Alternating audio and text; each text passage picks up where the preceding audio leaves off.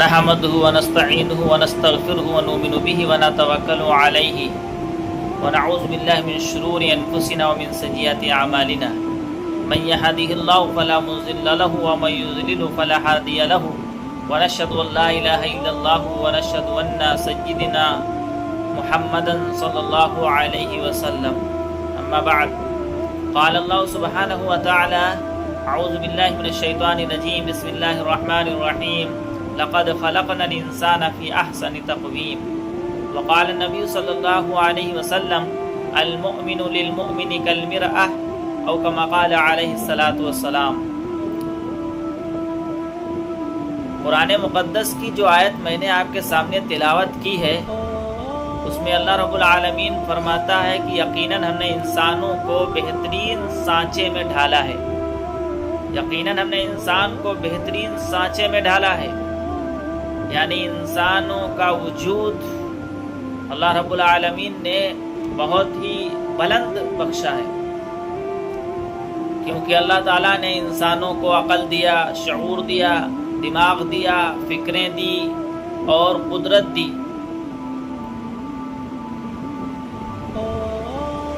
ان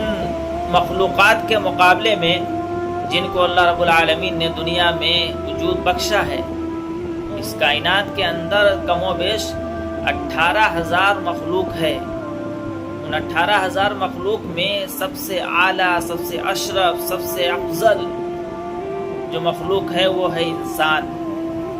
جس کے بارے میں اللہ تعالیٰ نے فرمایا کہ ہم نے انسانوں کو بہترین سانچے میں ڈھالا ہے. لیکن یہی انسان جب گمراہیوں کا شکار ہوتا ہے، ہلاکت اور بربادی کے راستے کو اختیار کرتا ہے، تو یہ انسان بہت ہی اسفل اور کمتر درجے کا ہو جاتا ہے. لیکن جب یہ انسان صحیح طریقے کو اور نبوی راستے کو اپناتا ہے تو یہ انسان فرشتوں سے بھی اوپر اس کا مقام ہو جاتا ہے. جب حضرت آدم علیہ السلام کو اللہ رب العالمین نے وجود بخشنا چاہا تو فرشتوں نے، ملائکہ نے اللہ تعالیٰ سے کہا: میرے رب، آپ ایک ایسی مخلوق پیدا کرنے جا رہے ہیں جو زمین میں خون بہائے گی، فساد مچائے گی، آپس میں لڑے گی، جھگڑے گی. تو اللہ رب العالمین نے اس وقت کہا تھا کہ اے فرشتوں، اے ملائکہ، انی اعلم ما لا تعلمون، جو میں جانتا ہوں وہ تم نہیں جانتے. یہ اللہ رب العالمین کا فرمان ہے. اللہ تعالیٰ کو اس بات کا علم تھا کہ انسان کے اندر بہترین صلاحیتیں ہیں، اعلیٰ سے اعلیٰ اللہ تعالیٰ نے ان کو صلاحیتیں عطا فرمائی ہیں، جس کی بنیاد پر انسان اگر صحیح طریقے کو اپنائے گا تو اس کا مقام فرشتوں سے اونچا ہو جائے گا. اور اسی لیے اللہ تعالیٰ نے تمام انسانوں کی رہنمائی کے لیے نبیوں کا سلسلہ جاری کیا، تاکہ انسان اپنی عقل کا، اپنے شعور کا غلط استعمال نہ کرنے پائے، گمراہی کا شکار نہ ہو، اور نبی کے طریقے کے مطابق، نبی کی تعلیم کے مطابق اپنی صلاحیت، اپنے عقل، اپنے شعور، اپنے قدرت، ان تمام چیزوں کو صحیح استعمال کرتے کرتے دنیا کے اندر بھی اعلیٰ مقام حاصل کرے اور فرشتوں کے مقام سے بھی اعلیٰ مقام ہو جائے. اسی لیے جب انسان اپنی صلاحیتوں کو استعمال کرتا ہے، اپنی قدرت کا استعمال کرتا ہے، تو انسان بڑی سی بڑی مخلوق کے اوپر حاوی ہو جاتا ہے. اس کے لیے بہترین سی مثال یہ ہے کہ شیر کو اللہ تعالیٰ نے بڑی طاقت دی ہے، قوت دی ہے، اس کے اندر چیرنے کی، پھاڑنے کی صلاحیت ہے. لیکن اللہ تعالیٰ نے اس کے مقابلے میں انسانوں کو عقل دی، دماغ دیا، قوت دی، صلاحیت دی، قدرت دی، شعور دیا، جس کی بنیاد پر انسان شیر کو بھی پنجرے میں قید کر دیتا ہے. ہاتھی اتنا لہیم و شہیم ہے جس کے مقابلے میں انسان باڈی لینگویج کے اعتبار سے چھوٹا ہے، لیکن انسان اپنی عقل کی بنیاد کے اوپر ہاتھی کو زنجیروں میں قید کر دیتا ہے۔ تو اللہ تعالیٰ نے انسانوں کو بڑی بڑی صلاحیتیں دی ہیں۔ اب اگر انسان ان صلاحیتوں کو صحیح استعمال کرتا ہے، نبوی طریقے پر چلتا ہے، ربانی حکمت کو، ربانی احکام کو اپناتا ہے، تو پھر وہ انسان بہت ہی اعلیٰ مقام کا مالک ہو جاتا ہے، اشرف المخلوقات، جس کو اللہ تعالیٰ نے فرمایا کہ انسان اشرف المخلوقات ہے۔ لیکن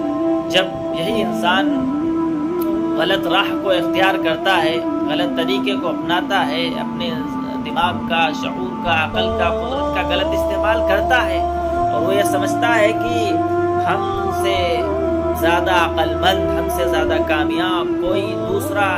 دنیا کے اندر نہیں ہے، تو پھر وہ دھیرے دھیرے گمراہیوں کا شکار ہوتا ہے۔ کتنے انسان ایسے دنیا کے اندر آئے جو بہت ہی ذہین تھے،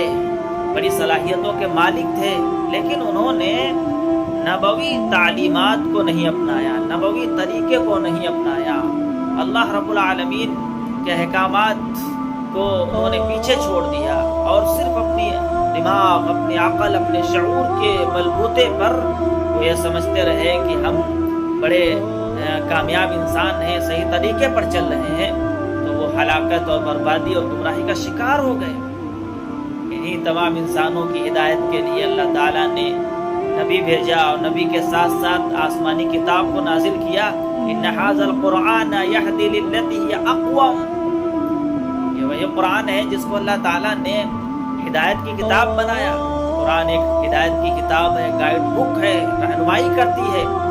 کہ دنیا کے اندر کیسے تم اپنی منزلوں کو طے کرو، اور کیسے ابدی زندگی کو کامیاب زندگی بنا سکتے ہو، جس کے لیے اللہ تعالیٰ نے ہمیں اور آپ کو ایمان دیا۔ ایمان سے بڑی دولت ہو ہی نہیں سکتی۔ ایمان جب انسان کے پاس آتا ہے تو اس کی صلاحیتیں نکھر جاتی ہیں، اس کا دماغ صحیح استعمال ہوتا ہے، اس کی شعور صحیح استعمال ہوتی ہے، اس کی قدرت صحیح استعمال ہوتی ہے، اس کی تفکرات صحیح استعمال ہوتی ہیں، اس کی فکریں صحیح فکریں ہوتی ہیں، اس کی سوچ صحیح سوچ بن جاتی ہے۔ لیکن جب ایمان سے انسان خالی ہوتا ہے تو بڑا سا بڑا ذہین انسان، بڑا سے بڑا علم والا انسان گمراہی کا شکار ہو جاتا ہے، کیونکہ اس کے دل کے اندر ایمان نہیں ہے۔ اللہ تعالی ہم سب کو سمجھنے کی توفیق عطا فرمائے۔